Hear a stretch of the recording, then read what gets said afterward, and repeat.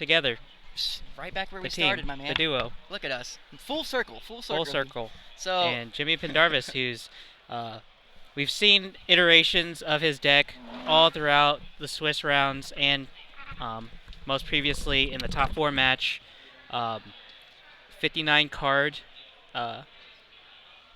carbon copies out there. Only variants between those being the fostered Pokemon being added back into the bottom of the deck to sustain the infinite loop. And Travis is just helping our technical support right now. The Mike Morton Jr. MMJ. on tech support right now. We're just waiting to start. Yeah. Yeah. So, we just have the very infamous from this weekend, Zoroark Toad deck, and then Trevenant, the new fiend, or not the new fiend, but like a new iteration of it without Wally, in light of the recent bans and expanded format. So we're starting off here. I think Aaron's going first, leading Phantom versus Seismitoad. Man, oh man, oh man. This is the finals. We're getting started. Aaron going first against Jimmy Pendarvis.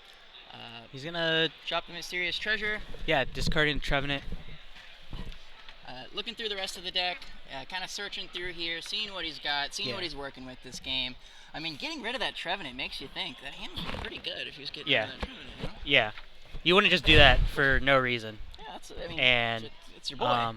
So do you want to talk about sort of like the interaction? There's this weird interaction that I've seen throughout the existence of Trevenant in the expanded format. Mm-hmm. Sort of like rock, paper, scissors, like traditionally Zoroark decks beat Trevenant decks. Trevenant decks typically beat Seismitoad decks. But how do you see, with Zoroark and Seismitoad teaming up together, do you think Trevenant can still bring it down?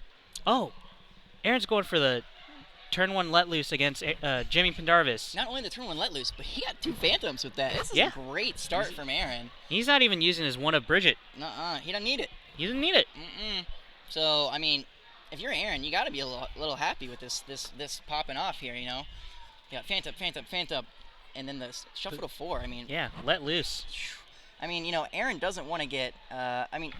He attached all of his stuff. I mean, the Toad's not going to knock the Trevenant out, right? He's knocking, and the real value in this is, he's benching this Marshadow, getting essentially use the Judge supporter without committing a supporter card for the turn. Yep. So Aaron can still, with the 4 cards that he gets from this let loose,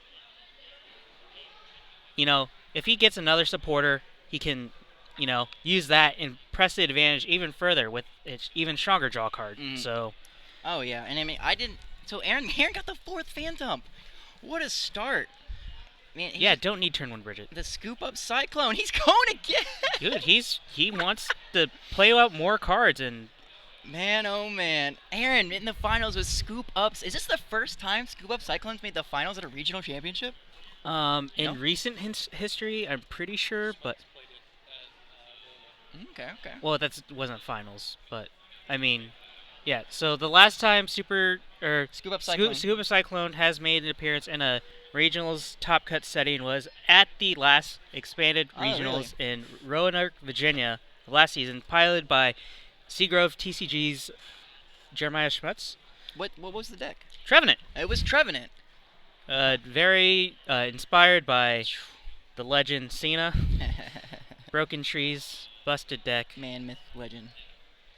All right. Well, Aaron, after using both of those Marshadows, I mean, not using both of them, he used it one. Recycling the Marshadow. Oh, Jimmy's still getting all these cards and a Professor Sycamore off of double let loose.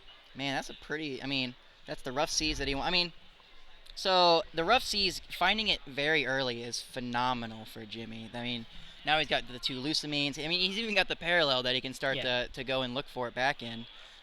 He may have had that let loose come and mess with his day, but Jimmy's showing that he ain't going out easy. I just have Professor Sycamore. He ain't going out easy. And one thing that Alex, Travis, and I tried to, reinforce throughout the weekend. Um, if there's no reason to play a card, you don't play it. But Jimmy, knowing that even if the Russies gets bumped, he plays double Lusamine and has a Rangaroo to, loop back any resources that he wants. So he's fine with, I have access to this Rough Seas throughout the game. I can get it back with either Orangaroo's resource management or Lusamine and make it active in the hand. Yeah, I mean, honestly, and I think we talked about this a little bit earlier, but this is the kind of situation where it being in the discard is actually better for him. This is a card that is more accessible because it is in the discard. It's not like it hits the discard. He's like, ah, man, I'm done. But Jimmy this deck is built to operate better out of the discard. So, that's such a powerful option to have so quickly. Getting it down immediately, because you imagine that could be an issue, because there is only one. He doesn't play Skyla, he doesn't really play a good way to search it, that you kind of imagine, like, oh, maybe Jimmy has trouble drawing into it, but out of the gate, man. Oh, Jimmy discarding off of Professor Sycamore, the Espeon EX, and the Tapu Lele promo. He's just digging for that Trevenant, because he wants to start tree slamming, spreading damage on Jimmy's board. Man, also just maintaining item lock, because he's under lock, and he wants to set it up too. Oh, absolutely. Make Jimmy struggle a little bit. Yeah. And I guess one bright side here. I mean, Aaron was able to bump the Dimensional Valley, which is good. Or he was able to bump the Rough Seas. I mean, Phantom can use Ascension, so he's not like stuck having to draw into the Trevenant. Because preferably he'd want to power up a fresh Trevenant without any prior damage, but he's content with promoting that Phantom with the new energy attachment to it, and saying, hey, now you're item locked too. Yep. Something that could prove a little problematic for Aaron. I mean, that Espeon EX, its existence is a big. I mean, that's how you threaten the Zoroark decks, because I mean, it's dark, 210 HP, and does a lot of damage. It's really hard for you to knock that thing out. So you evolve them. You hit them for 60, and then lift those Zoroarks back up, and Zeroos are down for the count. Aaron actually has no way to re-incur. Oh, wait, never mind. He has a Super Rod, so he has to shuffle it back in, and but he has no immediate, like, I can grab this from my discard and say, Miraculous Shine. Yep, exactly. And he has the Super Rod, but as long as he's getting Quaking Punched, it's not going to hit the board. If there's any way for Aaron to break the Quaking Punch lock, we can start seeing his 4 copies of Enhanced Hammer put in work against, Jimmy's energies. He only plays 4 DCE in the deck. They've streamed the crew building this, perfect 60 cards Zoro Seismitoad Infinite Lock. Mill deck, they're like, 4 energy is all we need. We don't need, Articuno. We don't need water energy. We're content with 4 DC. That's so wild to me. Like, this deck is so cool that, I mean, it's I like seeing innovative stuff like this come out of the format. So, it's fun. But Aaron does have 1 Zerosic, so that's the only way that he has to remove the double colorless from that Seismitoad EX while under item lock. But Jimmy's just gonna hold, another one. He's not gonna place multiple. He doesn't need to. So I mean, I sure hope that. I mean, cards on the table. Aaron's a great friend of mine. Test all the time. Good pal. Yeah. I like Jimmy too. We are for the 6 prizes together. You got a little bit of affiliation there. It's both of you, both parties involved. I mean, honestly, for me, it's a win-win. If Aaron wins, my friend Aaron just won a regional championship. If Jimmy wins, then my pal Jimmy just won a regional championship. It's just cool seeing 2 such high caliber players compete. That it's almost like you don't care about the outcome. You're just excited to watch the match. Yeah. I think it's really important to celebrate the fact that in these sort of tournaments we see the same players, see success, and we just want to see who can pull off the big win, get that $5 grand. Oh yeah. I mean, what is it? It's only $2,500 best of 3. That's it. Yeah. Easy enough. I mean, That's it. $2,500 for second at a 500-person regional. Pretty Ain't bad. pretty cool. Yeah. Ain't bad at all. All right, so we see Aaron. Jimmy discards the energy off of that with the Plumeria. Aaron immediately going with the attachment and the Guzma to bring that Lele up. He knocks the Zorua out on prize. the bench. So Aaron going down to 5 prizes. I mean, Actually pulling ahead. We highlighted when we streamed Aaron previously in round 2. We highlighted his abuse of the cards that take advantage of being from behind. H trainer, counter catcher, counter energy. He's got the lot. Yeah. Absolutely. Jimmy staring at that hand, trading away the Zorua. His hand is like a bazillion items. Like he doesn't have like. But he's content with keeping them. Oh, there's the Guzma. Okay, so he does have something to go in with. Now he can, I mean, but for what it's worth, that is Jimmy's one Guzma. He brings that up. So now Jimmy gets to play all these items. Man, really, really getting high impact out of this turn here. Yeah, making the most out of breaking this force curse lock. Yep. That Aaron's trying to maintain throughout the game. And he gets the Guzma. Oh, maybe he's not even getting the Guzma. Oh, He's getting the Guzma to break the lock again. Mm-hmm. And I mean, I guess Jimmy does have double Lucamine as well to get around it anyway. I mean. Yeah, he's going to take a knockout on this Phantom. Put Aaron under item lock as well. Yep. And say, hey. What up? You got to get a D-Valley and an energy. I mean, he got the Guzma, he's taking out the Phantom, he got an Enhanced Tamer, he got a Blower. Like, he took out some goods there. It was impressive. Aaron just Junipering an entire hand away. Mm-hmm. So, Aaron and drawing there's that the counter catcher we were talking about. And the Zerastic. Yeah, there's both the crew. The crew. Alright, so let's see. Aaron's checking out that hand of his.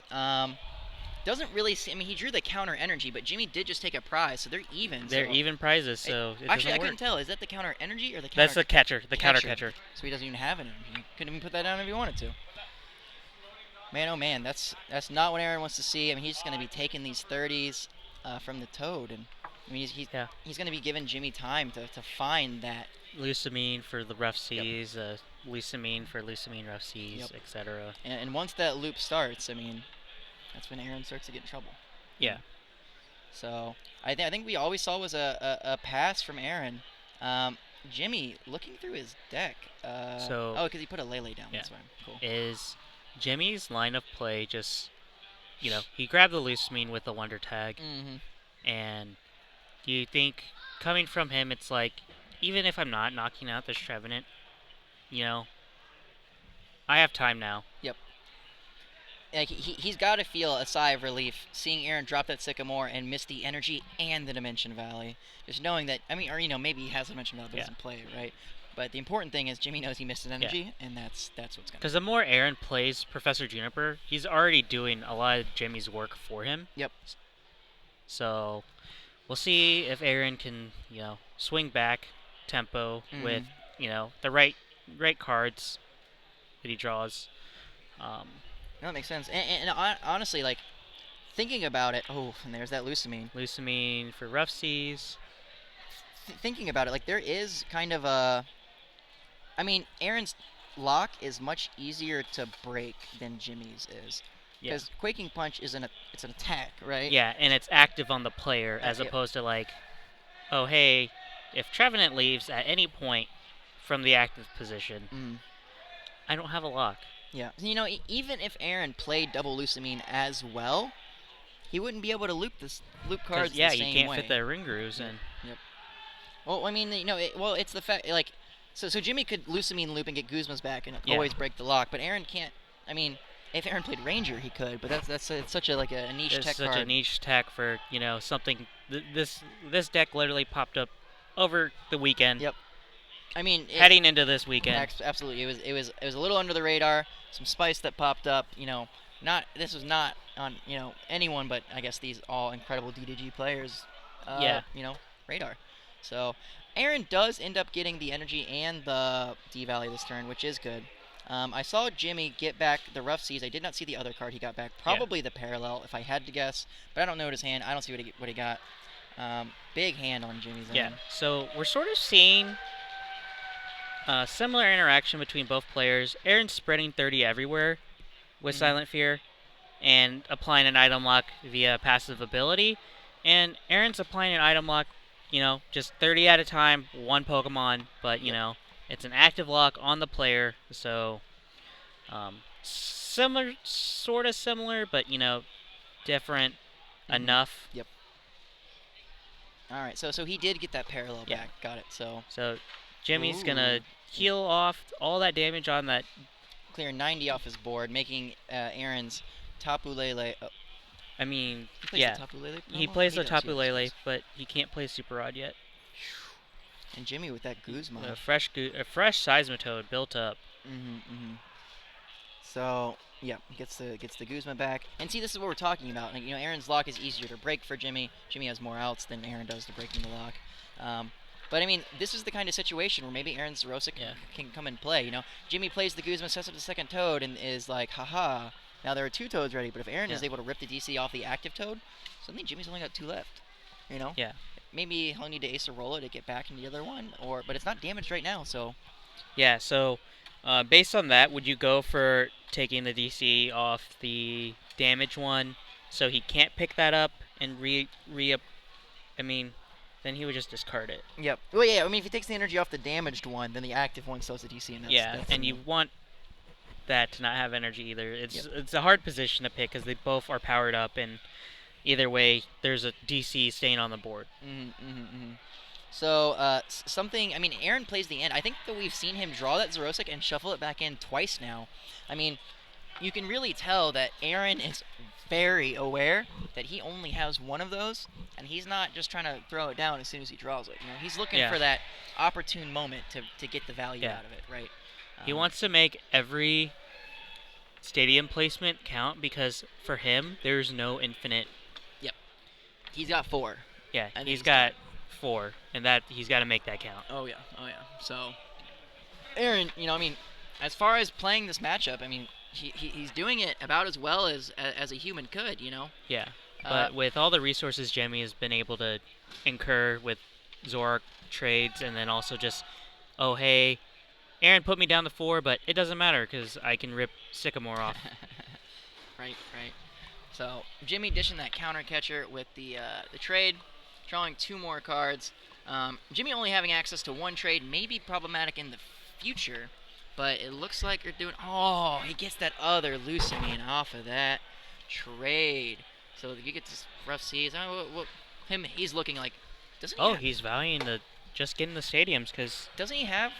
Aren't both of them in there now? Yeah, I guess he's gonna force himself to resource management if he ever needs to get that Lucamine. But he's just saying, oh hey, I'm gonna play, my 2 stadiums 5 times and it's fine. I got stadiums for the rest of the game. I guess that, I mean, knowing that Aaron only plays so many, that he's just like, I think, he's just like, well, I just need to make sure that all 4 have been played, and then once it's done, it's done. Yep. Because, I mean, if Aaron cannot move this rough sea, his Toads are never going to get knocked out. Yeah. I mean... Or, I think, honestly, the best... and the way he did it was he's doing the rough seas now to heal the Toads now, and then eventually he's gonna put a Zora down, try and get a fresher Zoroark into play at some point, and then he's gonna parallel and take off the most damaged Zoroark, or something like that along those lines. Yep, I could see that for sure. Man, if you're Jimmy, you're feeling pretty good right now. I mean, Jimmy does also he's got a Guzma left. Maybe he'll wait till he has Guzma VS Seeker and then get the Lucamine back that way, right? Yeah. So he's just like making it as best he can now, and he's like, I'll use a Versus Seeker later to make sure that I have ways to react to this, so it's not an issue. Absolutely. So Aaron does end up drawing that counter energy. It is not providing the extra energy, but it's providing 2 energy. It's providing an energy, so he's able to use the Silent Fear attack. Yeah. But that Rust is in play, so Aaron only gets half of the energy that he wants. There is, I guess that Jimmy is thinking about this. I was about to say he should think about it, but that's, I guess, is why I got the parallel. I mean, he can heal those Toads all he wants, But if the Zorak and the Lele can go down, or at least if they can accumulate damage, you can sort of imagine a scenario where Aaron can pull off something wild with the Tapu Lele promo. Yeah. If there gets to be like 180 on that Zorak, right? Which means that there would be 60 on the Tapu Lele and then 60 on the other Toad. That's 300 damage. Yeah, I really like the decision to target the basic psychic energy. Most people will be like, well, the counter energy is reactive and can become anything. And right now, they're at even prizes, so it doesn't matter. And the psychic's more valuable to Aaron than that counter energy at this point in time. Oh, absolutely. So. And I mean, if Jimmy goes ahead in prizes, it's going to be this Trevenant that gets knocked out, so the counter energy is going to leave, and it's not, It's taken care of already. Yep. Aaron getting 5 cards off that end. I mean, it's not looking good. He's the one that played the end. He's just passing. Jimmy getting that extra 30 off. Now's when the 30 start to stack. Because before Aaron was just breaking even with every Silent Fear. Yeah. But now that he's missing attacks, he's losing damage. He's net healing. Oh yeah. So I mean, man, this is looking rough. I mean, you know that part of the reason that Acerola. There it is. Wow. I mean, you know the reason they play. Yep. Aaron going to game 2. Aaron calling it just like that. Aaron Tarbell saying, "You got it." 3. I don't think you may have only had 3 Valley gone. Even if it was 4. I mean, he knows Jimmy's got all these cards. I mean, Jimmy just picked up 150 damage off the field. Yeah. He doesn't even need the Zorak. Like, they really, really catered this deck to beating Trevenant, and it does a great job of it. Yeah. I mean, I think it was the most popular deck on the weekend. Yeah, most popular deck of the day 2 decks that, we featured. A lot of it was the Zorak Toad variant. Yeah, I would say, or like, we probably... shades of it. We showed the Zorak Toad variant probably 3 or 4 times throughout the 17 rounds. 5, maybe. Maybe 5 or 6, maybe. And I mean, in this Trevenant deck, I think we saw a pretty comparable amount. Yeah, 4 or 5 games, I think, on stream. So, of the 17 total rounds that we're streaming this weekend, over half of them are either Trevenant or this Zorak control variant. And I think it's funny because it kind of says 2 different things. Like, one, it says Trevenant was... if not the most popular deck on the weekend. So, But, the conversion rate of those Trevenants into day 2. Bad. Poor. Yeah. But the Seismitoad deck, completely opposite story. I mean, what? 5 people played. Did all of them make day 2 that played it? Yes. Every single person that played this deck. People playing the Jimmy's list, or the 59 card mirror, essentially, of it, all made day 2. Wild. I don't think a single one of them missed, unless I have. Maybe we just don't know that someone else played it. But of the ones that are well-known, very respected top players, they've all played this variant. So that's insane. Yeah. All right, so we got them all shuffling up. 53 minutes left on the clock for this round. Plenty of time to get these games in. I mean, it only took Jimmy 20 minutes to wax Aaron in that first game. Yeah. Less than 25 minutes, and you still got 2/3 of the time left. Oh, yeah. I mean, it took a little bit less than exactly 1/3 of the time. Yeah. So. It doesn't seem like that's going to be a huge factor here. Whereas it was the reverse with Jimmy, right? It took Jimmy, in the last round with Jimmy, it took him, 40-some-odd minutes, 50 minutes to win that first game?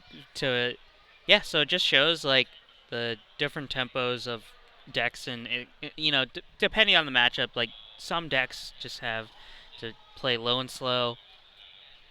You're cooking for a long time. Oh yeah. But these decks are like, nope, we're getting these out 5 minutes, 5-minute fries. Yeah, and it's funny because both of these decks traditionally are pretty slow, but this matchup is not. I mean, actually, I'm sure that if Aaron was gonna make Jimmy take 6 prizes, it would be a pretty long game. Yeah. But Jimmy getting to that board state where it's like, I win. As far as like running him out of valleys, getting those season plays, quaking, punching a bunch. I mean, when Aaron conceded, Jimmy still had 5 prizes left, but he sees the Aaron writing on the clearly just not amused with Jimmy's shuffling right now. He's just trying to play game 2 as fast as he can. Get 3 full games in. To the best of his ability. Oh yeah. So Aaron plays that in. He's looking at his 6 cards, seeing what he's working with. I mean, you know, he got the Phantom down. Got another mysterious treasure he's about to play. You know, 2, which means presumably 2 Phantoms, unless Aaron feels like going for that Marshadow again. Yeah. And maybe not showing. I guess he did let loose a lot, so he's not showing any restraint. But game 1, Aaron did go first and decided to double let loose, and Jimmy still had the freshest hands. I mean, so. Jimmy's hand off of the first let loose was like not great, but his second one was insane. I don't think Aaron should have re-rolled. Like. Yeah, I mean. You don't know. You don't have that knowledge. Yeah, you don't have that knowledge. I mean, his hand wasn't like great. He didn't have a supporter for next turn, and if he gets Quaking Punch, then he's that. Well, it's like of those 4 cards and playing that Scoop Up Cyclone. You know, he was going from a 3-card hand, and that's oh, I'm gonna put Marshadow down again. I'm gonna see a fresh 4 cards as opposed to operating off of 2 going into my next turn. So actually, the more you think about it, I think. Maybe Aaron should have like. Oh, there's an issue with the sleeve, so we're getting that fixed right now. Maybe Aaron should have just used Let Loose to pick it up, and then sat on it for a turn. Maybe see what Jimmy does before. What if Jimmy plays that second more, then you let loose him again the next turn, right? I think they're just reorienting the breaks in Aaron's deck, just so when he does shuffle, they're not. Facing him. That's fair. I mean, those break cards. I mean, they. I mean, designed if you look at the back of them, there's an up and there is a down, but there are cards that are meant to be played sideways. Yeah. So you don't always notice which way you're Plus, putting them in the sleeve. Like when they're printed, some got printed this way, some got printed that way, and it's just like, well, mine got printed this way, so like, please just, I'm not, I'm just trying to play the game. So. Jimmy's got that Lele on the first turn, searching his deck. I imagine we're gonna see Fan Club. I mean, Fan Club's good because it gets that Seismitoad out, right? Yeah. I mean, Jimmy. We discussed like the importance of understanding. Most Zoroark decks are like, oh, I always play Bridget, and it's like, well, I play an auxiliary support Pokemon. Well, now it's a main attacker, but I play Seismitoad EX and high counts, so why not just play Fan Club, so I can still grab a Zura and a Seismitoad. So good stuff. So, Jimmy, I actually didn't see what supporter he got out of his deck. I must have missed it. Probably that Fan Club. I was looking off to his list actually for a second. Jimmy with the sufficient shuffling there. Again, Aaron. Wait, I don't know. Wait, just kind of waiting. There it is. And then Jimmy looking at the hand. What was it? It is the Seismitoad. Oh, it was the Fan Club. That's a second one. Oh, he just had those in his hand. Wow. So that end that Aaron played ends up giving Jimmy a pretty decent hand. I think we did see him lose to VS Seeker. Oh, no, it's a Plumeria, a VS Seeker, and I did not see the other card. Karen, maybe. Yeah, most likely. Most likely. Just probably grabbing a supporter that he's not going to use for the rest of the game, and then also making Plumeria live off of VS Seekers before he, needs to use them. Or before Aaron can get up item lock, because he started the Lele, so there's at least another turn before there's a Force Curse active. Yep. And, Aaron missing that early attachment, really starting to feel that with the Lele stuck in the active. He's got that Marshadow again. I mean, is Aaron gonna let loose? Oh nope, he's got the in. He's got the in actually. Interestingly enough, he does not play the Dimension Valley down, which you would think. I mean, he wants to Ascension for free, right? Like the only way he gets into a Trevenant this turn. I mean, if he draws and evolves, then he can just like retreat. But you would think that he might want to put that Dimension Valley down, so if he attaches the energy and draws a Trevenant, then he can Ascension the other one, right? So then you got 2 Trevenants in play instead of just 1. So, he's living. Deck's being cut, shuffles, the draw's happening, and see what we got here. Looking at 6. Sorry, there's a little kid back here, and he's just saying hi, but wandering around, saying hello. Aaron, looking at that Scoop Up Cyclone in his hand, playing it. I guess he's picking the Lele up, right? Yeah. Putting that up. Let's see what's in the hand. So, I guess thing I really like about that is Aaron's when he, if Aaron's gonna lose an energy, he wants to at least be committed to a Phantom Trevenant line as opposed to oh cool, my Lele has an energy. Yep. I mean, I know it can do stuff, but good stuff. There's more value. I mean, Aaron didn't put the Valley down, but he ended up still with the same board state that I was thinking about of the. Now he can't break the lock. Yep. Yeah. Now Jimmy has no way to break the lock actually right now, which is I mean, I guess this is a very specific way that Aaron can always kind of set up the board state to make sure that. I think this was Aaron's original game plan, but he just had too much on his board and couldn't, he can't just scoop up everything. The Marshadow and a Lele, both options, and just Phantoms, right? Oh yeah, all those Phantoms. Aaron. D Valley, Juniper. Not a bad, dump. Couple breaks. Oh, Aaron gets everything he needs except for the energy. But is that a Marshadow in his hand? He may. It is. We're gonna let loose, boys. Oh, we gotta get that energy. He's gonna do his best. Is there a second break in Aaron's hand? Oh, he just passed. Oh wow, not going for the Marshadow. He's confident in, the lock being established, and oh, you got rid of one. Chorus for 5 on Jimmy's side, so Aaron, I mean, I guess correctly not putting that Marshadow down, knowing that, sure, he might get the energy this turn, but now he's giving Jimmy an out for the rest of the game to getting out of item lock, whereas with the current board state, there isn't. Do you know if Jimmy had any other supporters in his hand? I did not see. I don't think so. Okay, so I mean, nothing that draws him cards and nothing that gets him where he needs to go, and that is getting that Zero out of the active, getting that Seismitoad in the active, and using a Quaking Punch. Quaking Punch. Like say, hey, no you. Item lock, no you. Right. So, Jimmy, looking at his fresh hand of 5, not really sure what he's got yet. We don't have a good view on it. Being a little sneaky here, hiding it from us, but kind of like Joe. being too soon. A little hidden with his draws. It looks like Jimmy's just gonna call it.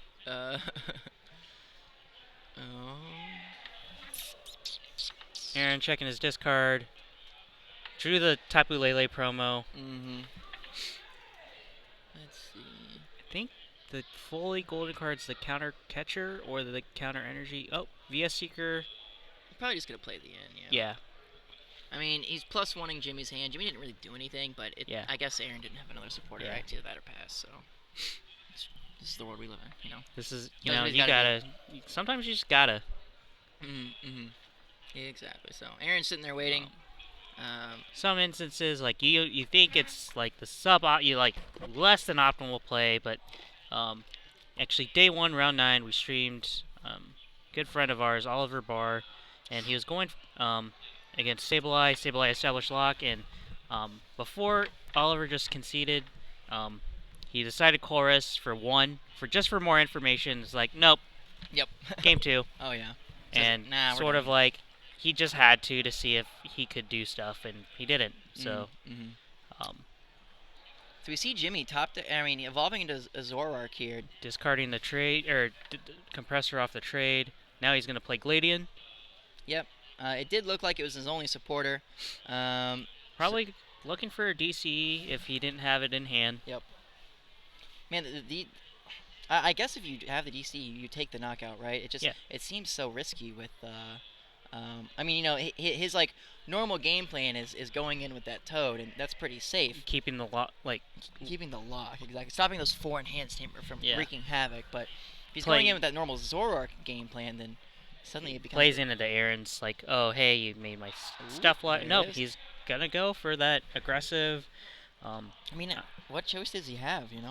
He doesn't want to commit more resources to try and get that Toad active. So, very much to like Aaron's disappointment, there was no rescue scarf on that Trevenant, but he doesn't need it. Oh, there's the counter catcher for the Sudowoodo. Mysterious Treasure. Probably gonna grab a Trevenant break. There it is. Flipping that bad boy directly to the front. You see him eyeballing that Ace Trainer. He's got the Lele. He's boom. Ace Trainer. Put Jimmy down to 3. I mean, honestly, as far as good hands are concerned, that was real solid. Oh, good call. So Jimmy up 5-6, but Aaron, pretty good spot, you know? Yeah. I mean, Ace Trainer counter catcher, that Sudowoodo's up in the active. The thing, I mean, Jimmy benched it to draw a little more off of a Colress, but now it's coming back to getting punished. Oh, yeah. So Aaron looking for an energy and a dimension valley. Oh, counter energy. He got the counter energy and he got the. He doesn't have to play down the D Valley. You're right. He can hold it. Yeah, but I think you still want to bump the. You want to bump this rough seas so Jimmy doesn't just undo it on the Toad. You spread more damage. I wonder what. Look, Aaron kind of just like froze when he drew that 6th card. I wonder what he's. Oh, did Aaron draw too many off of the? Oh, that is 6. Oh no, he's fine. He's fine. They just verifying that Aaron drew 6 cards and not 7. Better safe than sorry. As we said earlier, I mean, this is fine as a regional championships. $2,500 money. Play. You know, Correct play. Exactly. So we see that. We see that. Get that rescue scarf, boy. Lots of good cards coming down on Aaron's side. He's thinking about that D Valley. So he's checking it out. 2 lines of play. He can D Valley, Tree Slam, or just Silent Fear with the counter catcher. Oh, you for sure Silent Fear. I mean, it gets what? You do. Yep. 100 damage versus 120, and he just ace a roll at the Sudowoodo. Oh, yikes. I mean, Jimmy recognizing that Aaron doesn't have a Trevenant in place, so he cannot get a Trevenant break the next turn, is just like, nah, I'm just gonna go for this. That's a yikes for me, dog. Yep. So, going for that game plan of, I'm not trying to do the slow quaking punch GM, just going for the knockouts. Playing that Valley, evolving to that Trevenant, benching that Phantom, and we're probably going to see an End or a Colress. Yeah, I really like Jimmy highlighting the real strength of his deck, being able to switch from that really oppressive control mode to a smothering offensive mode as well. So he can do both. But what's stronger, the shield or the sword? He's got both. Yes. You got one in one hand, one in the other, you know? Yeah. It seems like, Jimmy could try to do this plan. And if Aaron gets another enhanced tamer off, maybe even the 3rd one, then Jimmy just kind of is like, I guess I'm going to switch to Toad now. Yeah. Going on the offensive a little bit, but, what do? There's that enhanced tamer. So Jimmy's now down 2 double colorless energy. He's going to have to start using resource management, and I mean, Aaron would be content with that because it's like E-hammer your DC, and now you're stuck with a big boy in the active. Oh yeah, so Aaron taking that prize. Looks like Jimmy drew for his turn. They're sitting there thinking he's trading away that Bridget, getting 2 cards from the top of his deck, putting them into his hand. Jimmy flipping around and stuff. He's got the Lusamine, and now we're going to see that Rough Seas hit the board along with the Acerola. Bruh. Acerola. So, he got all those good stuff, and the DC, the 3rd double colorless coming down. Wow. Man, it looks like Jimmy's aggressive Zoroark play is working pretty well. I mean, Aaron top decking that enhanced hammer. So that's the 3rd one down. Aaron taking a look. 1, 2, 3. Making sure to count energy on stream this time. Yeah. Sorry, Aaron. Don't watch this. Called out. Wow. And combined with that end, so putting him down to 3. I mean, this is kind of what you see the normal Zoroark versus Trev. It's like knockout. Enhanced hammer end. It just needs it to stick. Whose game plan can stick harder. Yep. And then it's literally 2 objects throwing themselves at each other until one is demolished. Yep. So, I mean, it is good that Aaron is able to guarantee the lock this turn with Ascension, if nothing else, right? But that doesn't mean he's in the best Aaron spot. just making sure he does not draw too many cards. Just right.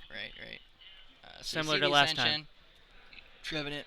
Aaron's deck is pretty. Didn't he discarded his Super Rod earlier in the game? I think so. So there's no recovery options, and he's lost 3 whole Trevenant lines. Yeah, I mean he's got the scarfs, but he's running thin on the crew. He's really gonna need this one to stick if he wants to pull off this W. We see the trade from Jimmy. Save the forest. See him thinking. Doesn't look like Jimmy got much off of that, so we might just see a quick pass here. Oh no, Guzma. Oh no. And then he's just gonna start softening them up. Mm-hmm. I mean, he's put that in the active because it can heal. Oh, the scarf gone. Pass. And a pass, yeah. I mean, I guess you're making it awkward for Aaron to navigate. There's everything Aaron wanted. On the Silent Fear immediately. So Jimmy's hand is not great. Takes the knockout on the Zorua. Aaron, I mean, the bad part about this is, Jimmy is still going to get the, oh man, the Lucamine. He just has it. Lucamine's just too much for this matchup. Trading first. Seeing what he's got. Now the Lucamine. Aaron just calling it. No, man. Good games. I mean, that's kind of how it's we really saw this hard matchup to playing out. Aaron just not wasting anyone's time. Unfortunate. I mean, that was his third or fourth Valley. I mean, it was the last Trevenant. It's still a good showing from Aaron. Absolutely. He started. So after we streamed him round 2, he 1-1. He was 1-1. He lost.